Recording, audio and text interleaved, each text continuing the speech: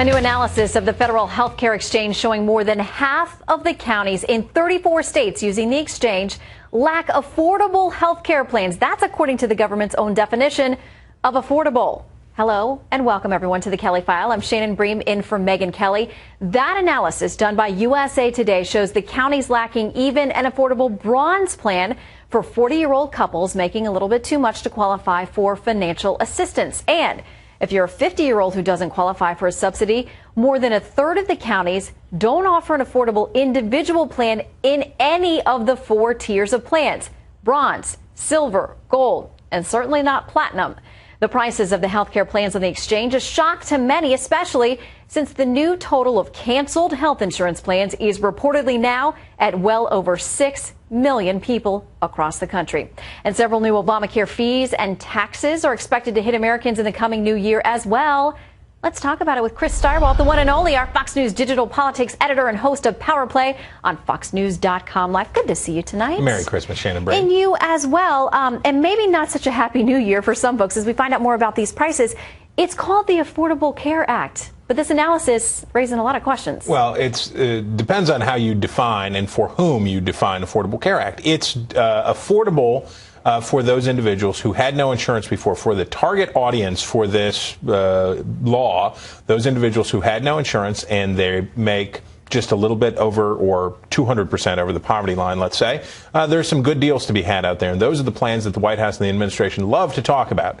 What they don't talk about, and this is the problem with the law, and this is why Democrats are in such dire condition right now with the electorate, is that for people who already had insurance, this is shaping up to be a disaster. And we're seeing it in this first wave, those canceled plans that you talk about. When the folks go in, they finally have been able to get through the unintentional firewall that the government called healthcare.gov, and they get into the other side, and they find out that what's available isn't affordable for them.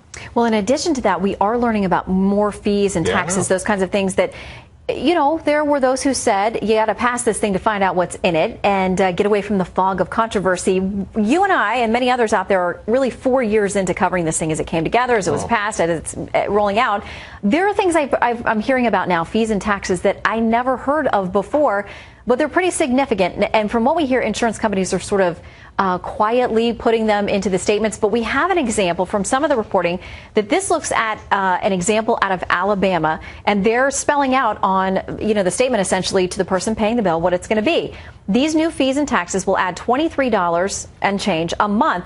It's almost $278 a year, and the monthly premium goes from $322 to $345. And those are just from those fees and taxes.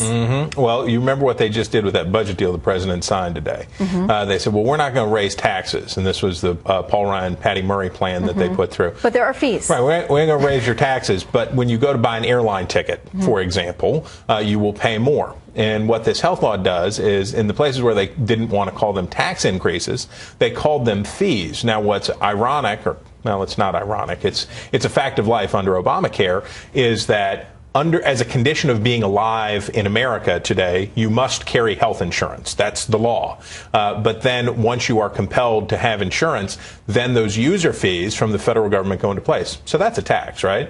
It sounds like Sounds like a tax. Let's ask the Supreme Court, because they have interesting ways of defining the word tax as well. Yeah. It is complicated. All right, so we have the 6 million plus who have gotten cancellation notices. Right. There were critics of this law who explained a lot of these things, at least their predictions about what was going to happen. People didn't really get engaged, but for all of us, when it shows up in our wallets, in our mailbox, it affects whether we can see our doctors, whether our children can see the doctors we're comfortable with. People wake up. So with this new change in fees, with new prices, with people finding out there may not be options for them that they can't afford, how much do you think that the resentment, because we see the polling against this growing every month, when it really becomes real in January 2014, and then we have the employer mandate, that's a whole nother segment a year later. But no, that's exactly what we're talking about. What we're talking about is over the year to come, in 2014, which happens to be a fairly consequential midterm cycle. Yes, it does. Over the course of 2014, this has been the outer bandwidth of the shockwave from Obamacare that we're starting to see now, as these people sign up and come into the process, this is going to start rippling across. Remember, this is the point of the law, to take from those who have insurance to give insurance to those who don't. And as that moves through the remaining 80% of Americans who get their insurance through their employers, it is going to be disruptive as all get out, and that's going to relate to some pretty substantial changes over at the Capitol. Do you think that in all of their calculations, there was any understanding of just how many people would lose in this, what, the way you described it sounds very much like a redistribution. Take health insurance away from some people, or take costs away from some people, distribute them elsewhere. It's going to cost other people more. That's what it sounds like. Yeah, but when you are talking about it in theory, when you're at the think tank, when you're chewing the fat, when you're talking about it over martinis, it sounds perfectly fine. But over the course of implementing it in a year and a half or 2 years, and you have to face the backlash, that's not so good. And politicians aren't good at dealing with consequences. You mentioned 2014, a big year. I just want to quickly mention today a poll out from CNN that now flips what we've seen over the last couple of months, a big shift for congressional Republicans now going ahead of congressional Democrats when we talk about how people are feeling about voting. When people are ready to say at this point that they like Republican control, that is a strong sign. Republicans just have to be about tied in a poll like that to win seats in Congress. For them to actually be ahead, that means that Democrats are in for another shellacking.